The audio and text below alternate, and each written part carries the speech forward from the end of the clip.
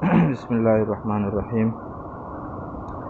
الحمد للہ رب العالمین والعاقبۃ للمتقین والصلاۃ والسلام علی سید الانبیاء والمرسلین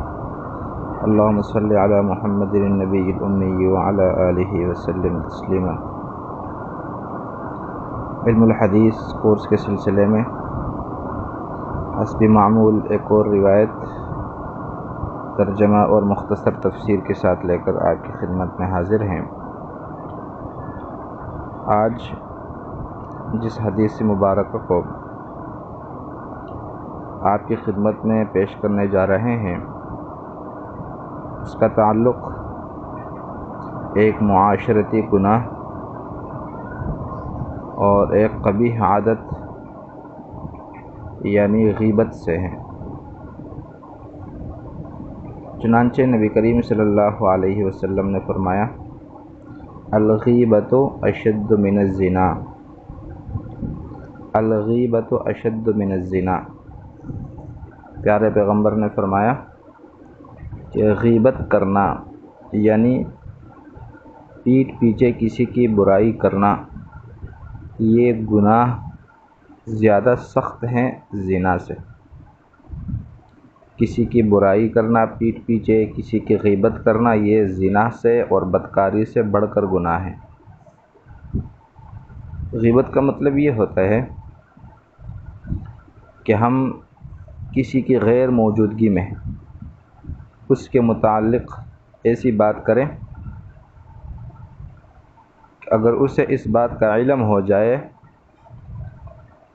تو وہ اسے ناگوار گزرے اور وہ اسے برا لگے اور وہ بات اس کے اندر موجود بھی ہو۔ یعنی کسی کے اندر کوئی ناپسندیدہ عادت موجود ہے، کسی نے کوئی ناپسندیدہ کام کیا ہے اور اب ہم اس کی غیر موجودگی میں اس کا تذکرہ دوسروں سے کرتے ہیں تو یہ غیبت شمار ہوتا ہے۔ غیبت دراصل 3 گناہوں کا مجموعہ ہوتا ہے۔ ایک تو غیبت خود ایک گناہ ہے، پھر اس کے اندر چغلی بھی پائی جاتی ہے۔ ظاہر سی بات ہے کسی شخص کے بعد دوسرے کے سامنے نقل کرنا جبکہ مقصد اصلاح نہ ہو، مقصد شر اور فساد ہو تو یہ چغلی بھی ہے، اور ساتھ ساتھ اس کے اندر حسد کا گناہ بھی ہے، کیونکہ کسی کے پیٹھ پیچھے اس کی برائی کرنا اس کا بنیادی سبب جو ہے وہ حسد ہوتا ہے، عدم برداشت ہوتا ہے۔ لیکن اگر ہم کسی کے ایسی برائی بیان کریں جو اس کے اندر موجود ہی نہ ہو تو اسے پھر بہتان اور تہمت کہا جاتا ہے، اور اس کا جو درجہ ہے اور جو اس کا گناہ ہے وہ غیبت سے بھی بڑھ کر ہے۔ معلوم یہ ہوا کہ غیبت کے اندر سچائی ہوتی ہے اور بہتان کے اندر جھوٹ بھی ہوتا ہے، تو بسا اوقات سچائی بھی گناہ کا باعث بن جاتی ہیں۔ بہت سے لوگوں کو سنا ہوگا کسی کی غیبت کرتے ہیں، منع کرنے پر کہتے ہیں کہ جی یہ بات تو اس کے اندر موجود ہے، یہ بات تو ہم اس کے منہ پر بھی کہہ سکتے ہیں، بھائی موجود ہے اسی لیے تو غیبت ہے۔ اس لیے غیبت کو زنا سے بڑا گناہ کہا گیا ہے، اور اس کی وجہ یہ ہے کہ بدکاری کرنے والا جو ہوتا ہے وہ بدکاری کرنے کے بعد عموماً نادم ہو جاتا ہے، پچھتاوا کرتا ہے، شرمندہ ہوتا ہے اور اسے گناہ بھی سمجھتا ہے۔ لیکن غیبت کرنے والا اپنی غیبت کو اور اپنے اس حرکت کو گناہ نہیں سمجھتا اور اسے اپنے لیے باقاعدہ جائز سمجھتا ہے، تاویلات پیش کرتا ہے، حجت پیش کرتا ہے، اس لیے اسے بڑا گناہ کہا گیا ہے۔